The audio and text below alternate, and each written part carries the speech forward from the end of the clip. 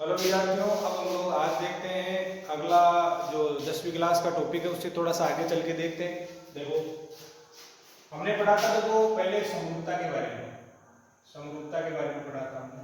समरूपता कक्षा 10 का एक टॉपिक है समरूपता। बहुत ही अच्छा एक टॉपिक है, ध्यान से इसको समझते हैं, बढ़िया नंबर देके जाता है और आसान टॉपिक है, हार्ड टॉपिक नहीं। इसमें हमने पढ़ा था थेल्स प्रमेय के बारे में। थेल्स प्रमेय के बारे में पिछले वीडियो में देखा था हमने। अब हम लोग पढ़ेंगे थेल्स प्रमेय का विलोम। थेल्स प्रमेय का क्या पढ़ेंगे? विलोम पढ़ेंगे। थेल्स प्रमेय का विलोम, थेल्स प्रमेय का विलोम पढ़ेंगे। अब देखो थेल्स प्रमेय का विलोम क्या होता है उसके बारे में हम लोग जानकारी लेंगे। देखो थेल्स प्रमेय में हमने क्या पढ़ा था, पहले तो वो देखो। थेल्स प्रमेय में हमने पढ़ा था कि यदि अपने को एक त्रिभुज दिया गया है, 11 त्रिभुज, और इस त्रिभुज में हम लोग यहां से एक लाइन खींचे जो कि नीचे वाली लाइन के समांतर है, पैरेलल है। तो ये जो पॉइंट है और एक ये पॉइंट है, ये इन दोनों लाइनों को दो अनुपात में डिवाइड करते हैं। तो अपने को थेल्स ने कहा था कि यदि ये लाइन इसके पैरेलल है तो इस टुकड़े और इस टुकड़े का अनुपात इसके अनुपात के क्या होता है? बराबर होता है। ये थेल्स ने कहा।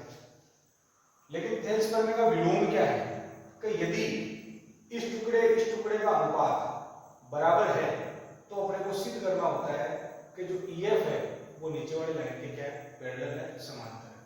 ये अपने को सिद्ध करना होता है। तो थेल्स प्रमेय का विलोम क्या है कि यदि ये और ये दोनों आपस में बराबर है तो सिद्ध करो कि ये लाइन ABC के क्या है? समांतर है। तो देखो सबसे पहले हम लोग लिखेंगे दिया है। क्या लिखेंगे? दिया है। दिया में क्या लिखेंगे? त्रिभुज ABC में, त्रिभुज ABC, ये त्रिभुज दे रखा है ABC, उसमें जो AE अपॉन में EB बराबर AF अपॉन FC, ये अपने को दिया गया। सिद्ध क्या करना वो लिखेंगे, सिद्ध करना है।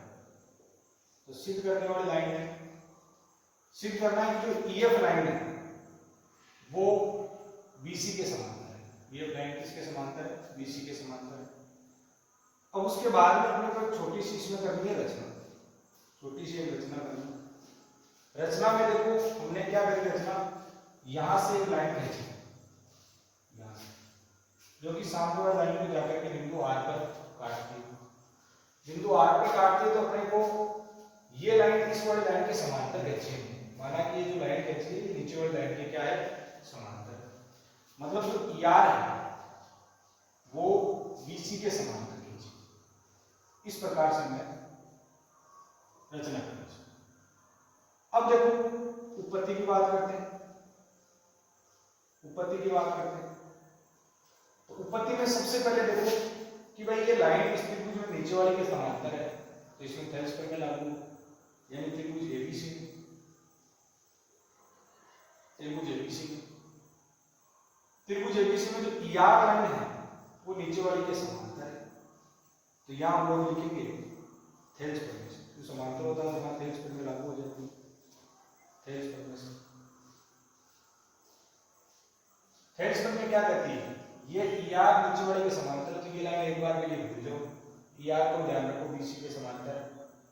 तो यहां से देखो थेल्स कहता है कि ये टुकड़ा यानी ये वाला अनुपात उस वाले अनुपात के मतलब किसके? AR कोण में RC के क्या होगा? बराबर।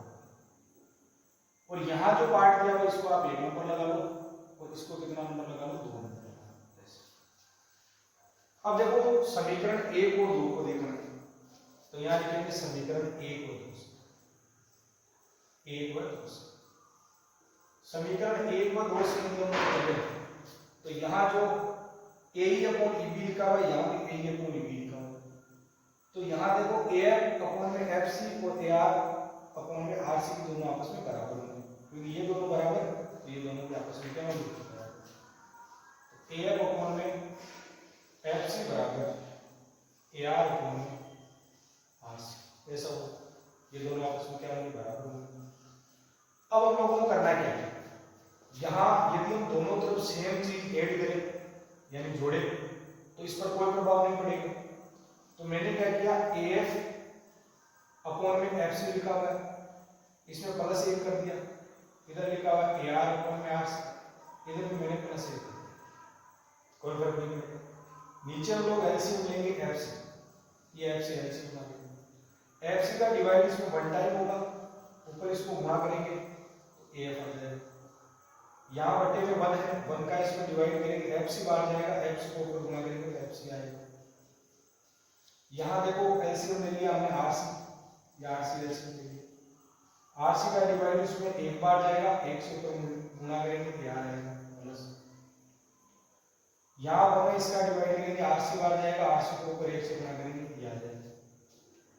अब यहाँ देखो AF प्लस में FC तो AR प्लस में RC, तो देखो AF प्लस FC ये AC बन जाएगा, यहाँ लिखा है AC अपॉन में कौन है FC बराबर, यहाँ देखो AR प्लस में RC लिखा हुआ है तो AR अपॉन में RC, इसको मैं लिख दूंगा AC, ये लिख दिया AC, और अपॉन में RC लिखा हुआ है, ये लिख दिया RC। अब ये दोनों चीजें आपस में कट जाएगी, मतलब 1/FC आ जाएगा और 1/RC आ जाएगा। यहां से देखो ये चीज इधर, ये चीज इधर, मतलब RC है जो कि FC के क्या आ जाएगा। अब RC कौन सी लाइन है, देखो यहां से यहां तक जुड़ी है, और FC कौन सी, यहां से लेकर के यहां तक, तो देखो बीच में FR का गैप आ रहा है, तो ये दोनों तो तभी बराबर होंगे जब ये दोनों पॉइंट क्या हो, एक दूसरे पर संपाती हो, तभी बराबर हो सकते हैं, नहीं तो देखो बीच में FR का गैप आ रहा है, लेकिन इसमें तो कह दिया कि दोनों बराबर। यह तभी संभव है, यह तभी संभव है जब बिंदु E तथा R संपाती हो, ये दोनों पॉइंट आपस में क्या हो। अब ये पॉइंट इसके ऊपर ही, ये पॉइंट इसके ऊपर है, तो आपको पता है कि EF है और ER है, दोनों एक ही होगी, दोनों एक ही रेखा ही होगी, और दोनों एक ही होगी, तो आप देखो हमने ER को BC के समांतर माना था, तो यहां से EF भी क्या होगी, BC के समांतर होगी। अतः हम लोग यहाँ लास्ट में लिख देंगे, अतः जो EF है वो भी BC के क्या है, समांतर, और इसी को कहते हैं थेल्स प्रमेय का विलोम। यह है थेल्स प्रमेय का विलोम, थेल्स प्रमेय का विलोम।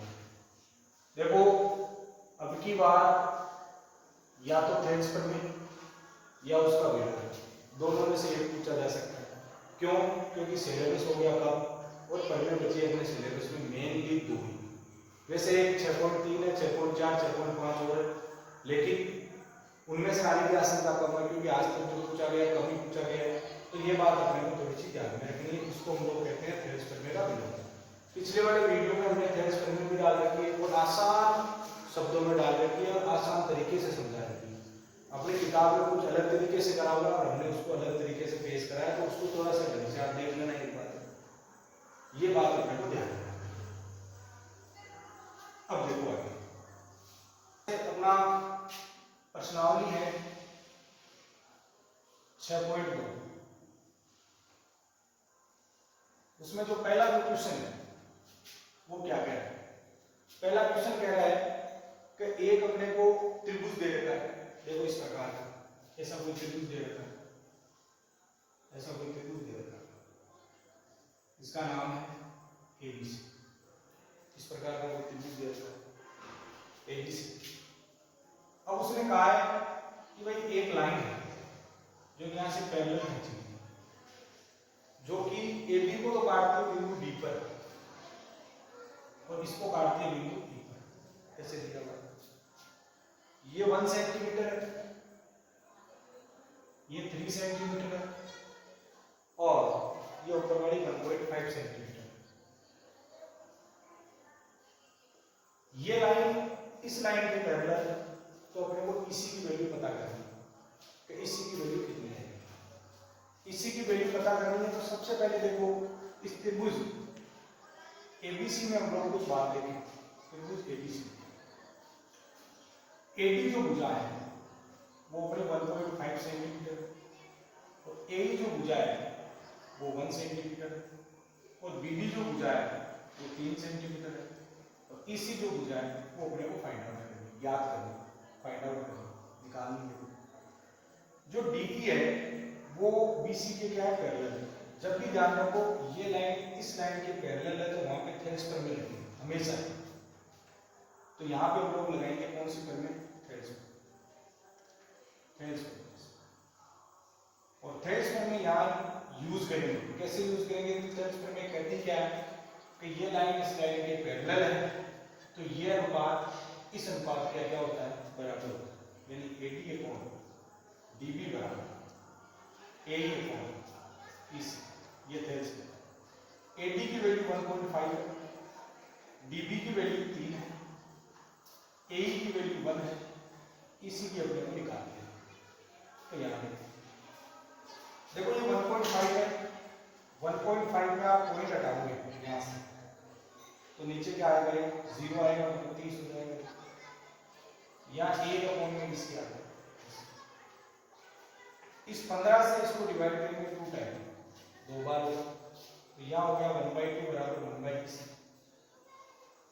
अब इसको आप इधर मल्टीप्लाई करो, इसको इधर मल्टीप्लाई, ईसी बराबर आ जाएगा अपना 200, ईसी आ जाएगा अपना कितना, इस प्रकार से